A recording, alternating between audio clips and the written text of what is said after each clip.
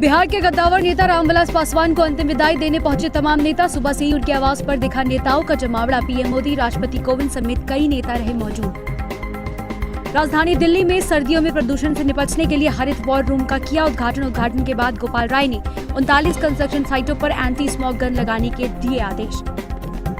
जमीनी विवाद में राजस्थान के करौली में 6 दबंगों ने साधु को पेट्रोल डालकर किया आग के हवाले। बुरी तरह जले पुजारी ने अस्पताल में तोड़ा दम। बीजेपी सांसद राज्यवर्धन राठौड़ ने कहा, बढ़ते अपराधों से राजस्थान का नाम धूमिल हो रहा है।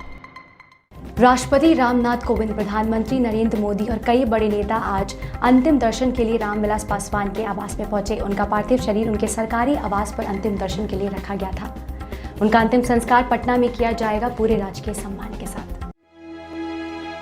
देश के तमाम बड़े नेता रामविलास पासवान को शुक्रवार श्रद्धांजलि देने दिल्ली स्थित उनके आवास पर पहुंचे।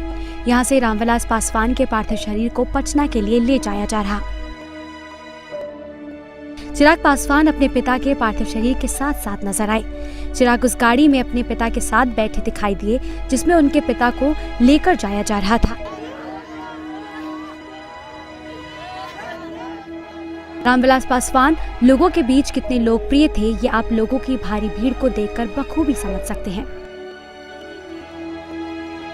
पटना हवाई अड्डे से रामविलास पासवान के पार्थिव शरीर को विधानसभा भवन ले जाया जाएगा और यहां से लोक जनशक्ति पार्टी के दफ्तर में ले जाया जाएगा। यहां इसकी तैयारियां भी की जा रही हैं। पार्टी कार्यालय में देर रात 10:30 बजे तक उनके पार्थिव शरीर को अंतिम दर्शन के लिए रखा जाएगा। इसके बाद शनिवार सुबह स्वर्गीय रामविलास पासवान के पार्थिव शरीर को उनके बोरिंग रोड एसके पुरी स्थित आवास पर कुछ वक्त के लिए रखा जाएगा और दोपहर 1:30 बजे जनार्दन घाट पर दीघा में उनका अंतिम संस्कार किया जाएगा।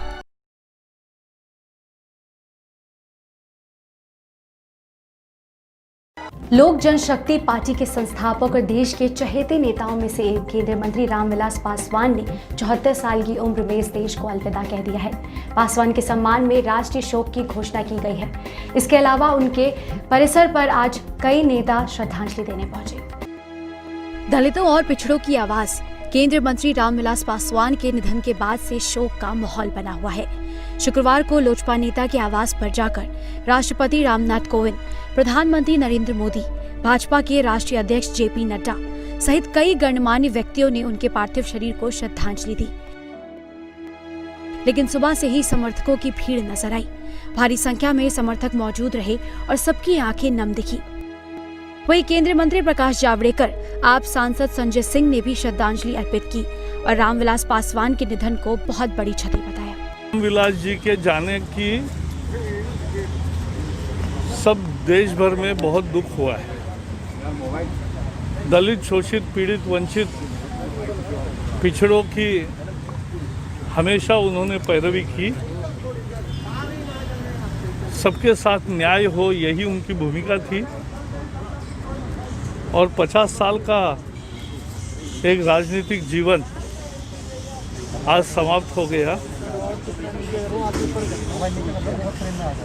उनको हमारी भावभीनी श्रद्धांजलि है। और एक जिंदा दिल इंसान, बहुत सक्रिय रहते थे मंत्रिमंडल में भी, और एक बहुत बड़ी क्षति देश की हुई है और सभी इसके कारण दुखी हैं। भारतीय राजनीति में दलितों, पिछड़ों, वंचितों और शोषितों की एक मजबूत आवाज़ देश के केंद्रीय मंत्री रामविलास पासवान जी हमारे बीच नहीं रहे। ये भारतीय राजनीति के लिए और ख़ास तौर से उस वंचित तबके के लिए अपूर्णीय क्षति है जिसके लिए उन्होंने जीवन भर संघर्ष किया और उनको न्याय दिलाने की लड़ाई लड़ी। मैं आम आदमी पार्टी की ओर से, दिल्ली के मुख्यमंत्री अरविंद केजरीवाल जी की ओर से अपनी श्रद्धांजलि अर्पित करता हूं। उनकी परंपरा को, उनके संघर्ष को याद रखते हुए इस देश का वंचित समाज, शोषित समाज, दलित समाज हमेशा न्याय की उस लड़ाई को आगे बढ़ाता रहेगा। रामविलास पासवान के निधन के बाद से देश भर में शोक की लहर है। नेताओं से लेकर आम लोगों ने नम आंखों से श्रद्धांजलि दी।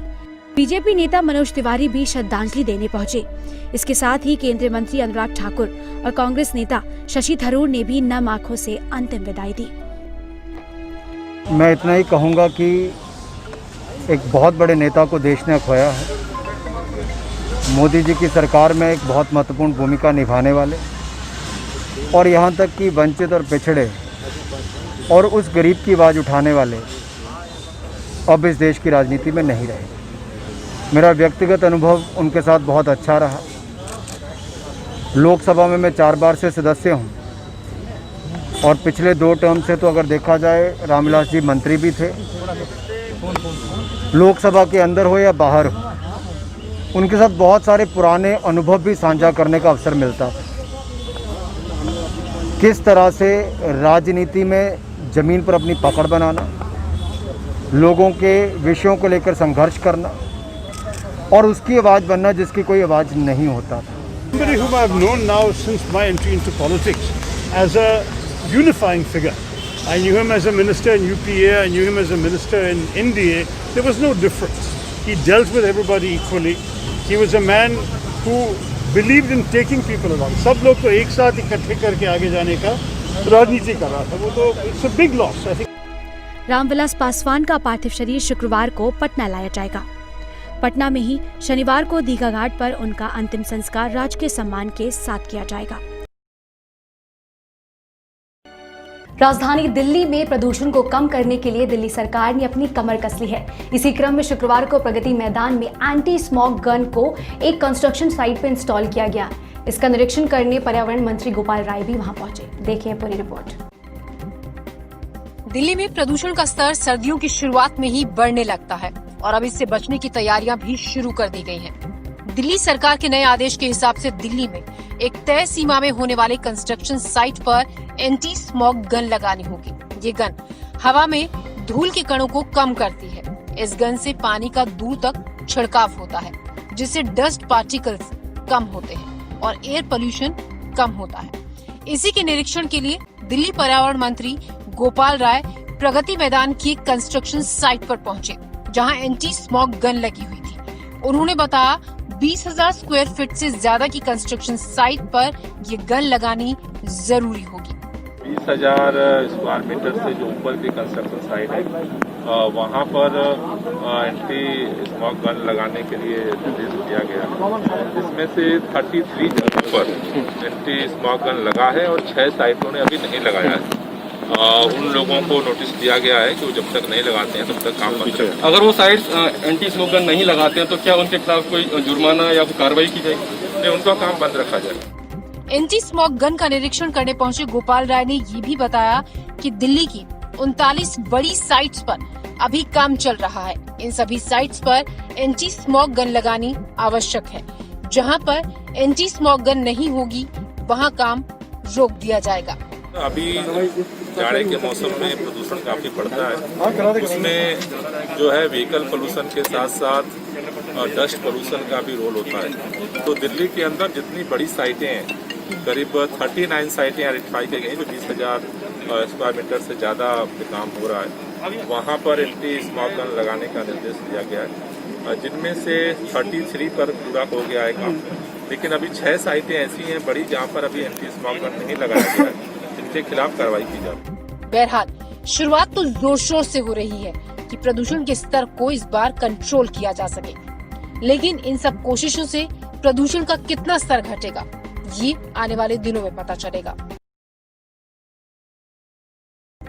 भारत में कोरोना वायरस के आंकड़े तो ज्यादा हैं, लेकिन राहत की बात यह है कि पिछले कुछ दिनों से 70 से 80 हजार के बीच में केसेस आ रहे हैं, जबकि अगर हम पहले की बात करें तो 90,000 से ज्यादा केसेस दर्ज किए जा रहे थे। पिछले 24 घंटे में 70,000 से ज्यादा केसेस सामने आए हैं, जिसके बाद आंकड़ा अब 69 लाख के पार पहुंच चुका है। भारत में अब हर रोज कोरोना के 70 से 80 हजार नए मामले सामने आ रहे हैं।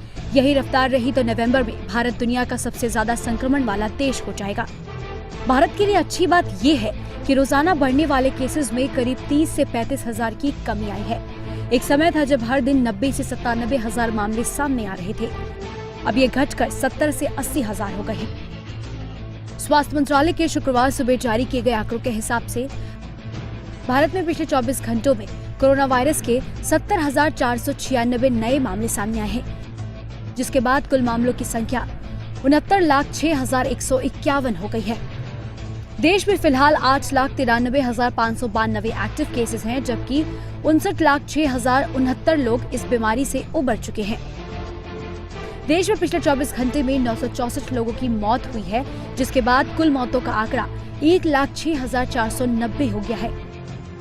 देश में रिकवरी रेट 85.52% हो गई है और मृत्यु दर 1.54% है। राज्यों की बात करें तो महाराष्ट्र अब भी कोरोना वायरस से सबसे ज्यादा प्रभावित राज्य बना हुआ है। यहाँ अब तक 14,93,884 मामले सामने आ चुके हैं और 39,430 मौतें हो चुकी हैं। इसके बाद आंध्र प्रदेश, तमिलनाडु, कर्नाटक, उत्तर प्रदेश और दिल्ली का स्थान है। Indian council of medical research यानी कि ICMR के मुताबिक भारत में एक दिन में 11,78,705 सैंपल्स की जांच की गई है।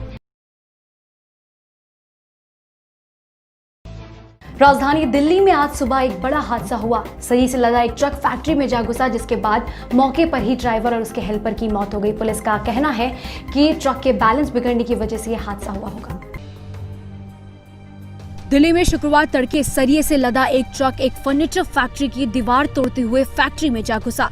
इस हादसे में ड्राइवर और उसके हेल्पर की मौत हो गई। ड्राइवर आरिफ अली और हेल्पर मुमताज अली ने मौके पर ही दम तोड़ दिया। दोनों उत्तर प्रदेश के हापुड़ के रहने वाले थे। पुलिस के मुताबिक ट्रक सुबह लगभग 4 बजे के आसपास ओखला इंडस्ट्रियल एरिया से निकला। दक्षिण पूर्व दिल्ली के मेहरौली बदरपुर रोड पर पहुंचने के बाद ट्रक का बैलेंस बिगड़ा और ट्रक फर्नीचर फैक्ट्री में जा घुसा। शुरुआती जांच में संभावना जताई जा रही है कि ड्राइवर को नींद आ गई होगी, जिसके कारण ये दुर्घटना हुई। बाद में क्रेन के जरिए ट्रक को दुर्घटना स्थल से हटाया गया और रास्ते को साफ कराया गया।